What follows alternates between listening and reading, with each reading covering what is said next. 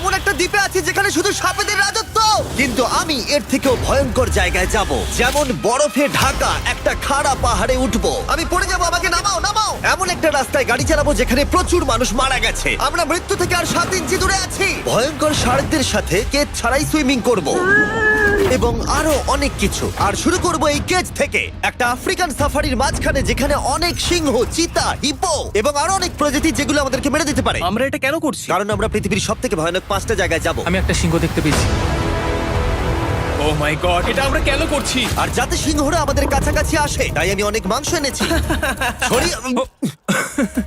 এবং কেজের চারপাশেও ঝুলিয়ে দেব।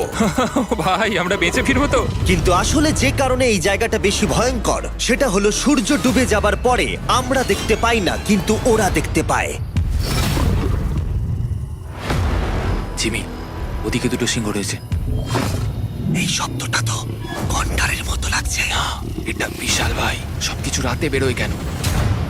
ভাই, আমাদের সিংহরা পুরো ঘিরে ধরেছে। আমাদের থেকে মাত্র 20 ফুট দূরে রয়েছে ওরা।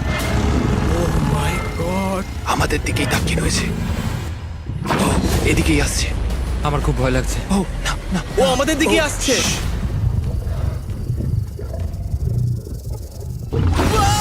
সিংহগুলো আমাদের চারপাশে ঘুরেই যাচ্ছিল। আমরা হয়তো এই ভিডিওটা করতে গিয়ে মারাই যাবো। আর এটা তো সবে শুরু, কারণ এই ভিডিওতে পরের জায়গাগুলো আগের জায়গার থেকে আরো অনেক বেশি ভয়ানক হতে চলেছে। শেষে থাকবে এমন একটা দ্বীপ যেটা সম্পূর্ণ বিষাক্ত সাপে ভরা। আর এবার আমরা আইস ক্লাইম্ব করব একটা বিশাল ভয়ানক ঠান্ডায় জমে যাওয়া জলপ্রপাতে। সবাই তৈরি হয়ে নাও, এবার একটা দারুণ অভিজ্ঞতা হবে। এই হেলিকপ্টারটা এখন ফিরে যাচ্ছে। আমরা পাহাড়ের মাঝখানে রয়েছি। আমরা এখানে কি করব? পরে দেখা হচ্ছে। এখন আমরা আইস ক্লাইম্ব করার জন্য তৈরি, আর এখান থেকে ফিরে আসার কোনো উপায় নেই। এই দুটোর মধ্যে যে কোনো একটা পথ দিয়ে এই বিশাল খাড়া পাহাড়ে উঠতে হবে এই ব্লেডেড বুটস আর এই আইস পিক্সের সাহায্যে। আমার জীবনে করা এটা সবথেকে ভয়ানক জিনিস। আমার জন্য প্রার্থনা করো। জিমি, তুমি চাও আমরা এই পাহাড়টা চড়ে ওপরে উঠি? হ্যাঁ, এটা অসম্ভব। সত্যি কথা বলতে আমার মনেই হচ্ছিল না এটা আমরা করতে পারবো। তারপর নোলানের সাথে যা হলো তাতে আমরা আরো বেশি ভয় পেয়ে গেলাম। আমি পারবো না বন্ধুরা, একটু দাঁড়াও। আমি বেরিয়ে যাচ্ছি, আমি পারবো তুমি না। হাল ছাড়তে পারো না। না, আমি পারবো না। আমার বিশ্বাসই হচ্ছে না নোলান এটা করবে। সত্যি ভাবিনি। নোলান কুইট করলো। আমরা কিন্তু প্রায় ওপরের দিকে রয়েছি। Fresh discounts on your essentials every day. তোমরা এখন হাফ অবধি এসেছো। ও জিমি, নিচের দিকে দেখো না। ও মাই গড। যত উঠছি তত খাড়া হচ্ছে। আমার পা, আমি গ্রিপ পাচ্ছি না। ও ও ও ও। আরে তুমি পড়ে যাচ্ছিলে? ও মাই গড, আমি টপটা দেখতে পাচ্ছি জিমি। এটা আমার করা সবথেকে ভয়ানক জিনিস। আহ! এটা আমি পারবোই। আমাকে ওপরে উঠতেই হবে। দেখাও এটা কতটা খাড়া। প্রায় এসেই গেছি, হাল ছাড়লে হবে না। আর 10% বাকি। আমি এখন কাঁদতেও পারছি না, যদিও এসব করা আমার একেবারেই উচিত নয়। তুমি প্রায় এসেই গেছো জিমি। তবু আমি কোনো মতে এই জলপ্রপাতের উপরে উঠতে পারলাম। আমরা পেরেছি ভাই। আমরা পেরেছি। আহ, কিন্তু আমার মনে হয় নোলান একদম ঠিক করেছে। কিন্তু এবার আমরা দেখবো নোলান লিস্টের 3rd প্লেসে গিয়ে কি করে, যেটা অবস্থিত বলিভিয়ায়। সেখানকার ডেথ রোডে আমরা ড্রাইভ করব। আর এখন আমরা রয়েছি পৃথিবীর সবথেকে বিপজ্জনক রাস্তায়। এই জায়গাটা যে কোনো স্কাই স্ক্রিপারের থেকে অনেক বড়। আমি বুঝতে পারছি না আমরা কেন এখানে এলাম। মিথ্যে বলছি না, এই রাস্তায় অনেকজন মারা যাওয়ার কারণে এই রাস্তাটা 1 যুগ আগেই বন্ধ করে দেওয়া হয়েছিল। এই রাস্তায় গড়ে প্রতি বছর 300 জন মারা যেত, কিন্তু আমাদের কাছে গভর্নমেন্ট পারমিশন রয়েছে, তাই আমরা এই রাস্তা দিয়ে যেতে পারি। পারমিশন না পেলে খুব ভালো হতো। চিন্তা করো না, কিচ্ছু হবে না, না। আমার তো চিন্তা হচ্ছে। এবার বুঝতে পারছি কেন ডেথ রোড বলে। কিন্তু তুমি এমন চালাচ্ছ জানো এটা খুব সাধারণ রোড। দেখো তোমার জীবন আমার হাতে রয়েছে, তাই তুমি এরকম না, তোমার জীবন আমার হাতে রয়েছে। দেখো স্টিয়ারিংটা মনে হচ্ছে কেঁপে স্টিয়ারিং উঠলো। থেকে হাত সরিও না। আমরা এখন মৃত্যু থেকে মাত্র 7 ইঞ্চি দূরে আছি। আমরা খাদের খুব কাছে রয়েছি। সাবধানে সাবধানে সাবধানে। বলছো নাকি? ও মাই Flash করছে? গড, আমার লাইফ ফ্ল্যাশ করছে, ফ্ল্যাশ করেই যাচ্ছে আচ্ছা, বারবার। আর যদি তোমরা ভাবো এটাই সব থেকে বিপজ্জনক, তাহলে বলে রাখি আমাদের রাস্তায় আরো 3টে বিপজ্জনক স্পট বাকি আছে। রাস্তা আস্তে আস্তে আরো সরু হয়ে যাচ্ছে। এই জায়গাটা কিন্তু খুব সাবধানে চালিও। Oh my God! দেখো ওই জায়গাটা টায়ার কিন্তু মাটিতে থাকবে না, দেখতে পাচ্ছো? হ্যাঁ, সেটা আমি দেখতে পাচ্ছি। ও মাই গড, দেখো খাদটা Oh, কতটা দাঁড়াও। গভীর। নোলান, তুমি কি একটু গাইড করতে পারবে? অবশ্যই, গাড়ি থেকে নামতে পারলে খুবই খুশি হব। ও দেখো পড়ে যেও না ভাই। এটা কি? একবার দেখো খাতটা কতটা গভীর। সত্যি অনেক গভীর। এখান থেকে একটা ওয়াটার হ্যাঁ, এখান থেকে আমাকে বার করো। ঠিক আছে। এটা তো পাগলামো ভাই। আমাদের গাড়িটা খাদের একেবারে কিনারায়। গাড়ির চাকা এই গভীর খাদের একদম পাশ দিয়ে যাচ্ছে। এটা পাগলামো। আচ্ছা। সাবধানে, এই জায়গাটা ঢালও রয়েছে আর খুব স্লিপও আছে। এগিয়ে এসো। নোলান, তুমি একেবারেই ডিরেকশন দিতে পারো না। আসলে আমি এখন চেষ্টা করছি গাড়ি থেকে বাইরে থাকার, অত ভালো ডিরেকশন আমি দিতে পারি না। তুমি ভিতরে ঢুকে পারো, কিচ্ছু পারছো না তুমি। ঠিক আছে। তাড়াতাড়ি বসো, এবার আমি স্পিড তুলবো। ও মাই ফগ গড। অনেকটাই বেড়ে যাচ্ছে, সামনে ঠিকঠাক দেখা যাচ্ছে না। রাস্তার বেশ কিছু অংশ একেবারেই সাধারণ, কিন্তু বলিভিয়াতে ওয়েদার খুব তাড়াতাড়ি চেঞ্জ হবার কারণে হঠাৎ প্রচুর কুয়াশা মৃত্যুদূত হিসেবে সামনে চলে আসে। আরে দাঁড়াও দাঁড়াও দাঁড়াও দাঁড়াও দাঁড়াও দাঁড়াও, আমরা ধারে চলে এসেছি। আমি ভালো করেছি তো? না, আর একটু হলে কিন্তু আমরা পড়ে যেতাম, খাদের খুব কাছে আছি। ঠিক আছে, তাহলে এদিক দিয়ে বের করি। ঠিক আছে। একটু দূর দিয়ে চলো। হ্যাঁ আরে, ঠিক আছে। ওটা কিসের আওয়াজ হচ্ছে? আমরা অনেক কাছ দিয়ে যাচ্ছি। নোলান, হ্যাঁ এক যুগ তো কেটে গেছে, দেখে নাও ব্রিজটা ঠিকঠাক আছে কিনা। ঠিক আছে। আমি শিওর হতে চাই যে এটা ভেঙে পড়বে কিনা, কারণ আমি মরতে চাই না। নোলান, ব্রিজটা পরীক্ষা করো, সব ঠিক আছে? হ্যাঁ, এটা তো পাগলামো ভাই। আমরা ডেথ রোড সার্ভাইভ করলাম। এখন অবধি আমরা সার্ভাইভ করেছি, কিন্তু পরের বোনাস প্লেসে কার্ল আর নোলান শার্কে ঘেরা সমুদ্রের একেবারে মাঝখানে যাবে। আর কিছু কারণবশত জলে কেজের মধ্যে থাকবো না। হ্যাঁ ইউজুয়ালি আমরা এটাই ব্যবহার করি, কিন্তু এবারে আর করব না। এখানকার শার্কগুলো অতর্কিতে আক্রমণের জন্য বিখ্যাত, আর এটাই এই জায়গাটাকে ইউএস এর সব থেকে বিপজ্জনক করে তুলেছে। বিশ্বাসই হচ্ছে না আমরা এটা করতে চলেছি। ও মাই গড, এগুলো তো অনেক বড় শার্ক। ও মাই গড। ভাই আমরা এটা কেজ ছাড়া কেন করছি? ভাই তোমার পেছনে পেছনে। ও মাই গড, এটা অনেক বড়। নোলান এক্ষুনি ভাই নামো। আমার ইচ্ছা করছে না, আমি যেতে চাই না। সত্যি আমি মরতে চাই না ভাই, মরতে চাই না। ও মাই গড, এটা তো অনেক বড়। ঠিক আছে ঠিক আছে ভাই, এই শার্কগুলো তো দ্বিগুণ বড়। আমি আর যাচ্ছি না, হয়ে গেছে। কিন্তু দ্বিতীয় বিপজ্জনক জায়গার কাছে এটা কিছুই নয়, যেটা অবস্থিত অ্যামাজন রেন ফরেস্টের একেবারে মাঝখানে। এখানকার সৌন্দর্য দেখে বোঝা যাবে না জায়গাটা কতটা বিপজ্জনক, কারণ কিছু মুহূর্তের মধ্যেই এই জায়গাটা এরকম থেকে এরকম হয়ে যেতে পারে। একটু ঝড় বৃষ্টি হলেই এখানে জলস্রোত নেমে আসে এবং গোটা এলাকা ভাসিয়ে দেয়। আর আজকে আমরা দেখব গোকটা ক্যাটারাক্ট ওয়াটারফল, যেখানে জলস্রোত নেমে আসছে 1000 ফুট ওপর থেকে নিচে জলাশয়ের মধ্যে। আর এই মেঘলা দিনে আমার সাথে এসেছে এই যে এরা। এ হলো হেজ, 70 দিন জঙ্গলে কাটিয়েছিল। এ হলো বেলি, যে কিউবে 100 দিন কাটিয়েছিল। আমরা এখন অনেক ভয়ঙ্কর জিনিস করতে চলেছি, যেখানে মৃত্যুর সম্ভাবনাও আছে।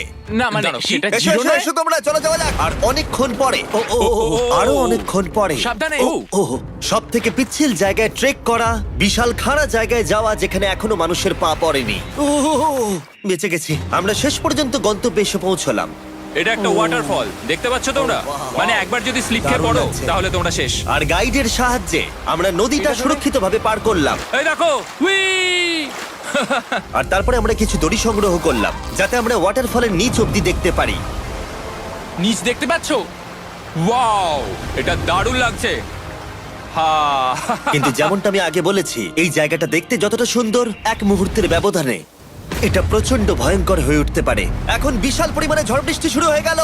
এই জন্যই এটাকে পৃথিবীর সব থেকে ডেঞ্জারাস প্লেস বলা হয়। এই ওয়াটারফলটা এখন আস্তে আস্তে অনেকটা ছড়িয়ে যাবে, অনেকটা জল বেড়ে যাবে, সবকিছু ভাসিয়ে দেবে। এখানে এখন জল অনেক বেড়ে যাবে আর আমাদের বেরোতে হবে। আমরা কি রোপগুলো ব্যবহার করে ওয়াটারফলের পাশ দিয়ে নিচে না নামবো? একদমই নয়, এটা খুবই বাজে আইডিয়া জিম। আমরা এখন জঙ্গলের মাঝে ফেসে গেছি, এটা তো বাজে ব্যাপার। কত রিস্ক আছে। জিমির দিক দিয়ে কিন্তু কাদা আসছে, অনেক কাদা। আর যে কোনো মুহূর্তে এখানে বাজও পড়তে পারি। আর সত্যি আমি চাই না তুমি মরে যাও। ও, তাই আমাদের ইউটিউব ভিডিও এমার্জেন্সি অপারেশনে বদলে গেল। একটাই উপায় আমরা বেরোতে পারবো, একই পিচ্ছিল এবং খাড়া পথ দিয়ে আমাদের ফিরতে হবে। আর কিছুক্ষণ বৃষ্টি হলে এই জলস্রোত সবকিছু ভাসিয়ে দেবে।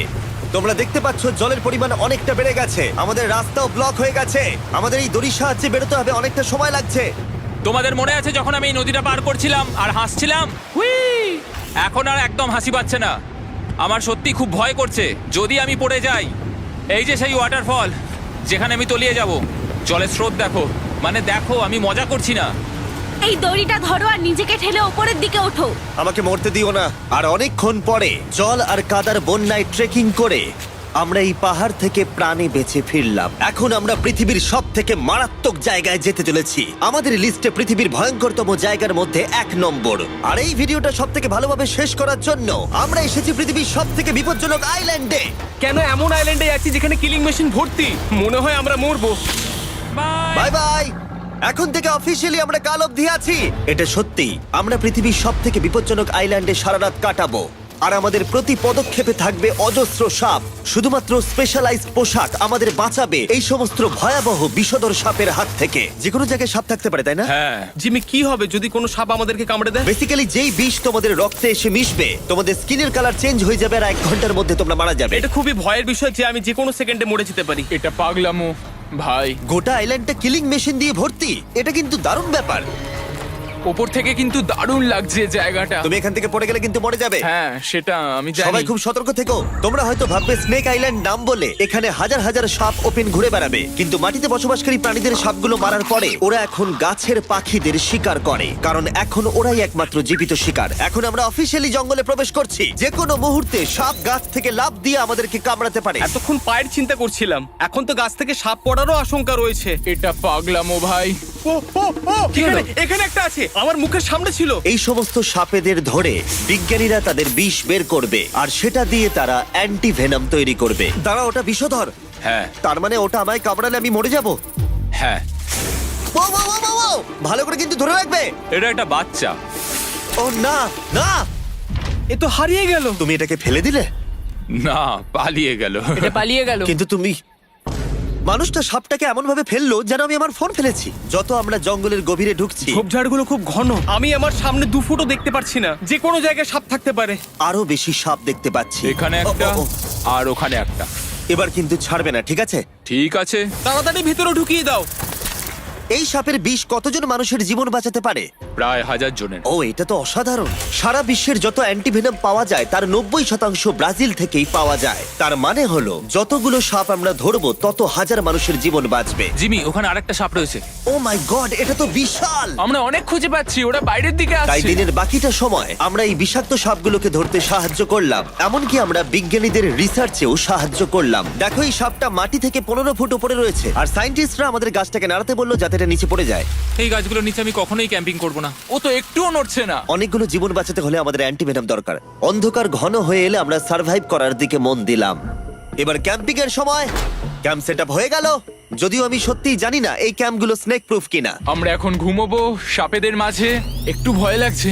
এখন আমরা ঘুমোবো আর আশা করব আমাদের টেন্টে কোনো সাপ ঢুকে পড়বে না। খুবই ভয় লাগছে। আমি বাড়িতে গিয়ে শান্তিতে ঘুমোতে চাই। তাই আমাদের মনে একটাই চিন্তা ঘুরপাক খাচ্ছিল, যত তাড়াতাড়ি সম্ভব এখান থেকে বেরোতে হবে। আমি শুধু বাড়ি যেতে চাই।